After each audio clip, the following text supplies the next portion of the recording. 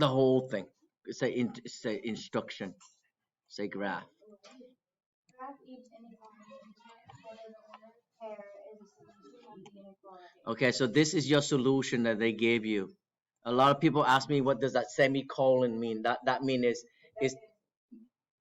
there is your inequality, semicolon, and there is your solution. So your solution in this case is 7 comma 3. So 7 is your what?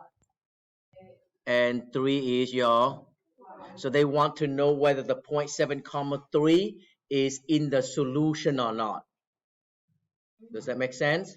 Okay, so one way to do this is to plug it in and plug it in directly and test it.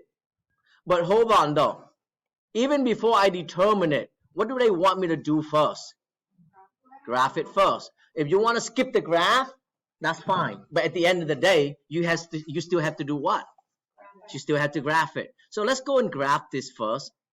Okay, there's my y axis. There's my x-axis. And I'm not, you know what?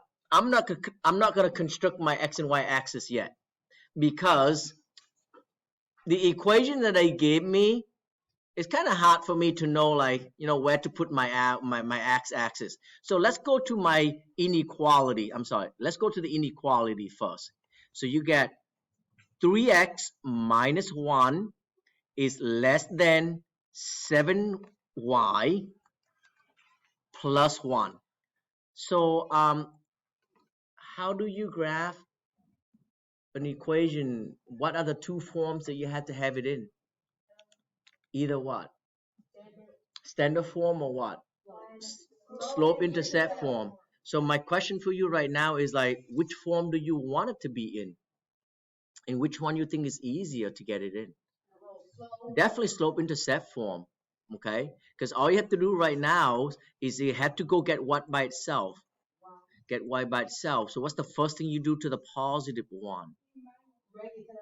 Bring it to the other side. So okay, all this right here is called solving for the equation. You have to solve for the y first before you start graphing.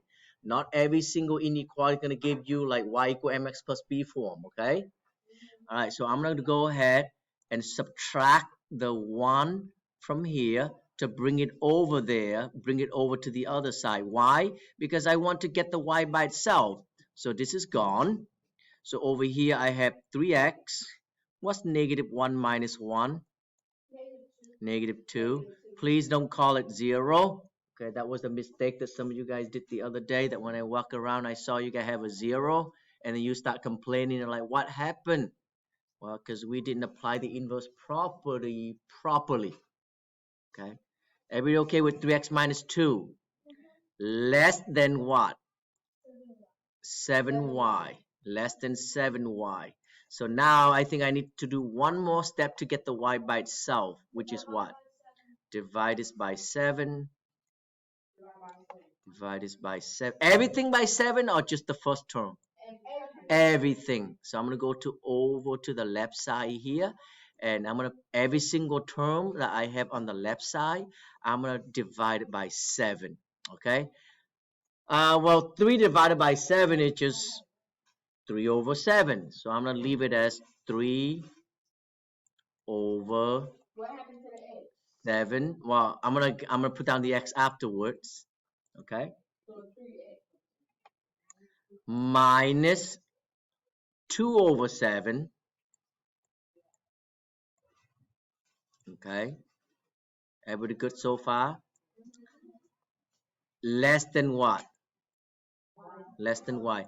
What is another way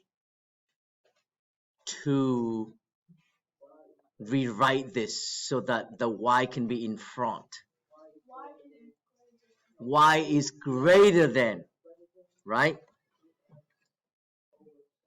3x over 7 or 3 over 7x. That is correct, Leonardi. Good job. Minus 2 over 7. Okay. All right. So right there is my inequality in slope intercept form. So now I can just go ahead and construct my coordinate plane accordingly to what I have, and then go get the graph. Okay. So let me try that one more time. There is my y-axis. I got like up 3/7, so definitely want to move this over here a little bit. And I can always also, what I'm going to do after this is I'm going to graph this using the graphing calculator so I can get a better picture for you guys. All right, so, oh, no, what that. All right. Okay, always label your x and your y axis. Always. Okay, there's my y and there's my x. All right, so what is my y-intercept there? -2/7. That's just a very small number. Wouldn't you agree with me? Calculator. 2 divided by, well, 7/7 is 1. So 2/7 is like 0.3 or 0.2 something. What'd you get? 0.28. So that's a very small number. Okay? But it's a negative. Y'all agree? So you can think of, okay, so I'm going to make -1, -2. So like -0.28 is like almost a little bit more than a quarter right here. So that's where my y-intercept is. And what is your slope? Up 3. So go. So ready? You start from a -1/4. You go up here, that's 1. Up here, that's 2. And up here, that is 3. Okay? You know how like quarter, you jump each one? So it's going to be 1.75, 2.75, 3.75, 4.75. Does that make sense or no? But again, we don't have to get the exact number in here. As long as we know that I'm starting at -0.28. I'm going to go up 1, up 2, up 3. And over how many? 1, 2, 3, 4, 5, 6, 7. Up 7. So it's about right there. Okay? Is it going to be a dotted line or is it going to be a solid line? Dotted. So I'm going to construct a line and I'm going to go back and turn that into a dotted line, okay? But let me put the arrows on each end first. All right. So I'm going to turn that into a dotted line. Boom, boom, boom, boom, boom, boom, boom, boom. Dotted line, dotted line, dotted line, dotted line. There you go. Okay. What's the last part to this problem? Shaded and checked it, or checked it and shaded. It doesn't matter which one you do first. But if you already know where you need to shade it in, then go ahead and shade it in. But the last part we have to do is to check it. Okay? Alright, here's what I'm going to do. I'm going to take a detour. So let me pause this first.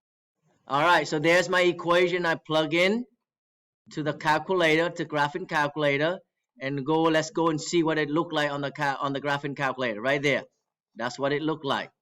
Everybody okay? That's what we also have. It kind of what we have, right? Oh, we might a little bit. Oh, okay. So yeah, we go all the way up to. So if you go from here, that's what it means. Is you start from 0.286. You go up 1, 2, and 3, right there, and over how many? 7, which is right there. So this point right here, right there, 7. Okay, about 7.03 or 7 right there. Okay, so that was the second point that we have on our graph. All right, thumbs up, thumbs down. Okay, and that's pretty much what we have. Good.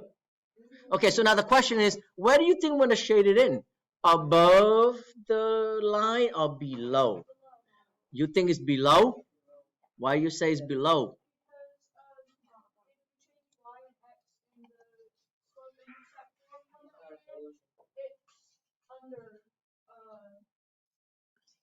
Okay, why don't we do this then? Why don't we pick 0, 0 and test it first to see what is true or not? Good? Okay, so what's 3 times 0? 0 divided by 7. Still 0. Minus 2 over 7. So it's just negative what? Negative 2 over 7. So is 0 greater than negative 2 over 7? Yeah. So where do you shade it in? The top of the line. Why? Well, we just tested 0, 0, and it's true. So your solution is going to be above the line. Because where is 0, 0? 0, 0 is above the line. Okay? May, you good now, ma'am? Okay. So it's above the line. And why is it above the line? Let's go back and read this. What does it say? Greater than. So it has to be above it. Okay? All right. But the last part of this question asks you is to do is what? Determine whether 7, 3. So where is 7, 3? This is why it's hard to use the graph. That's why you have to take 7, 3 and do what to it? Plug it in. Okay, I can tell you right now, I can use my graph. I can go see whether 7, 3 is true or not. 7 is right there. And 7, 2.7 is right there. So 7, 3 is definitely had to be up here. It's very close to the line, but it's going to be above or below the line. Above the line. So yes, it's part of the solution. Does that make sense or no? Okay. Or let's go back. Let's go ahead and put 7 into the x. What's 7 times 3? 21 divided by 7. 3. 3 minus. So you have a 3 over here. So you got a 3. Is 3 greater than 1 minus? Well, I don't know what 1 minus 2 over 7 is. But I can tell you right now, 3 has to be greater than 1 minus what? 2 over 7. And didn't we say that 2 over 7 is like a 0.28? So what's a whole dollar minus 28 cents? 72 cents. So is $3 bigger than 72 cents? Yeah. So it means the solution is where? Above. So 7, 3 is part of the solution. Did that answer your questions over there? Did I answer your questions over there, Naples? Okay. Gracie, you're good. Bella, you're good. Leonardo, you're good. All right. Okay.